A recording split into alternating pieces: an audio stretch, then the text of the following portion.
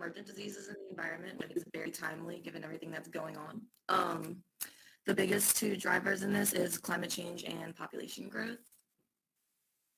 An emerging disease, according to our book, is a new disease or one that's been absent for at least 20 years. John Hopkins, the John Hopkins website, as well as WHO and the CDC, add that it's rapidly increasing in incidence or geographic range in the last 2 decades, or it's an infectious disease that we are not able to control, such as what we're dealing with right now with COVID-19, the flu every year, Ebola, Zika, and everything else listed. Vector-borne and zoonotic diseases account for 60% of diseases in people that can be, 60% of diseases in people can be spread from animals to humans. And 3 out of 4 new diseases that we come in contact with are all coming from animals. A zoonotic disease is any infection or disease that can be transmitted between animals and humans under natural conditions. A vector-borne disease is a little more specific. It really includes mosquitoes, ticks, fleas, that can carry disease and then transmit them to humans. Mosquitoes are basically like the biggest culprit of vector-borne diseases. They carry hundreds of diseases that can go back and forth between humans, including West Nile, malaria, the Zika, the dengue, and yellow fevers. Ticks are pretty predominant as well. Bats actually carry a tremendous amount of diseases as well, and they're not necessarily considered a vector, but they transmit many diseases such as COVID-19. I put the cow because other than zoonotic diseases, those are like foodborne illnesses, so like the mad cow disease breakout that we experienced, that comes from stuff that we eat. So I like this because when I searched it, it was just generally like big pandemics over human history. But basically everything you see comes from an animal or has some type of connection with animals and humans. Every instance of the plague, so the Antonian plague, the plague of Justinian, the bubonic plague, and then there were 17th and 18th century plagues, they all come from the same strain of bacteria, which in every instance was found originally in fleas who got it from rats, and then that actually transmitted it to us. The bubonic plague, on here it says 1347. However, it actually started in 1334 in China. And as people traded along the Silk Road, it kind of spread to Europe. And because Europe was the main place affected, that's where that death count comes from. But if you look at it over the span of all of the plagues, it's a way bigger number. It still exists, like in the Congo, and between 2004 and 2014, there was 4,600 cases and about 300 deaths. And in 2017, they found it in Madagascar with 2,300 cases. And on average, every year, there's about 17 people that are sick with plague. Given all the medicines that we have now, though, it's not as big of a deal. All of the flus that you see that caused a big issue in our history also are either related to birds or pigs. The HIV and AIDS epidemic, as we know, kind of came from human contact with apes, and the coronavirus is said to be spread through bats. So every big instance that we really ever had came from an animal. Most of the things here, though, were before we had good sanitation techniques, before we had good healthcare facilities. So that's why they ran rapid and caused as big of a problem as they did back then. Things have changed a lot now, and our issue is more so climate change and vector-borne diseases, which is mostly mosquitoes again. Malaria is the most sensitive to the temperature changes that we have going on. Even the smallest amount can spread their environment ridiculously. The map you see is a prediction to 2050 in malaria given the current temperature changes. So the yellow is where you can currently find it. Red is the possibility of it spreading, and we actually have a lot of cases of malaria in the southern United States. It's not really like pointing out California on the map, but they're in California, Arizona, New Mexico, Florida, obviously. And then the dark gray parts show where it's not going to, like, where it will disappear from.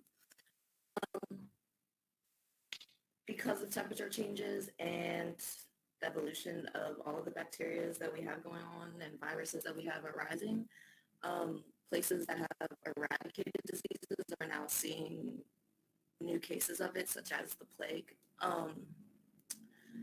As the temperature rises, it expands the vector's environment. It also changes the lifespan and life cycles. So as an area, which kind of ties in with natural disasters, as an area experiences more or less precipitation, it'll also create more reservoirs for these animals to breed and populate. So that changes the seasons in which we're like exposed to things like that. As ecosystems change as well, we lose a lot of the biodiversity that we have within these regions, meaning that these smaller animals don't have as many predators and their populations will skyrocket, meaning there will be plenty more mosquitoes and ticks and rats and things of that sort that can possibly transmit diseases to us. Climate refugees, I put that in because I found a few articles that kind of mentioned how when people, like with deforestation, as people lose their homes and they have to relocate, these native people aren't immune to the things that the rest of the general population and developed world is. So they're bringing themselves out into areas where they're exposed to diseases that they can die from. And they're also bringing diseases from these parts that we are not even used to. So they're bringing diseases out of the forest with them as well. Population growth kind of pushes all of this. Deforestation, urbanization, and globalization all lead to helping the temperature rise around the world. Alex touched on it a lot, obviously, but deforestation, we're tearing into areas where we're not used to being. We're exposing ourselves to new animals and new diseases. We are taking away habitats, which is bringing all of these animals into places that we're at, which is kind of tied into urbanization as well. As we urbanize, that bring more rats, for example, into areas where we come into constant contact.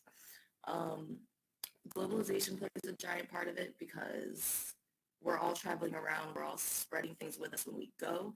We're being adventurous and we're going caving and we're going into the forests and places that we're not necessarily, I guess, supposed to go. And we're bringing things back into urban areas that we go to.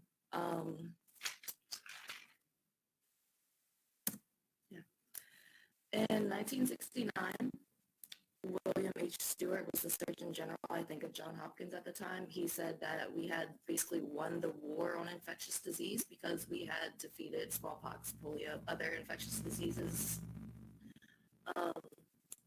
Obviously, that's not true because we still have a lot of problems now.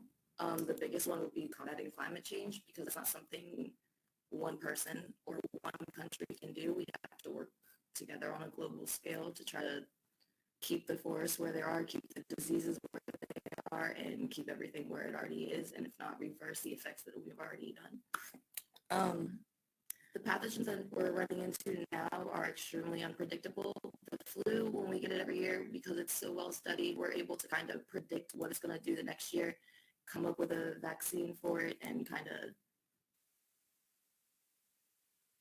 save ourselves from it. Most of the things that we're going to run into in the future are not going to be as predictable. They're going to be the things that we are used to as of now because we've been fighting them for so long. Penicillin obviously isn't working. they're becoming resistant, which means we're going to have to research everything and figure everything out again. Population growth, we need places for all of these people to go. So we're going to continue to cut down forests and develop on lands that weren't previously developed and expose ourselves to many diseases that we never ran into. Developing nations, because they are just now developing, they run into a lot of different things they run into a lot of new things. The good part about globalization is that we can all communicate. I found ProMed, which is like an alert system, basically, a bunch of different scientists all around the world. It's free, everybody can use it. They basically send out alerts every day or every week, and they alert everyone as to what's going on and keep the open communication between different areas of the world and what they're dealing with to try to stop infectious diseases before they spread. Research and development, we have very, very strong sanitation. We have very, very good health standards. We have a lot of very, very smart scientists and doctors that are out, and they are constantly researching, watching, and coming up with things from all the diseases that are going to come.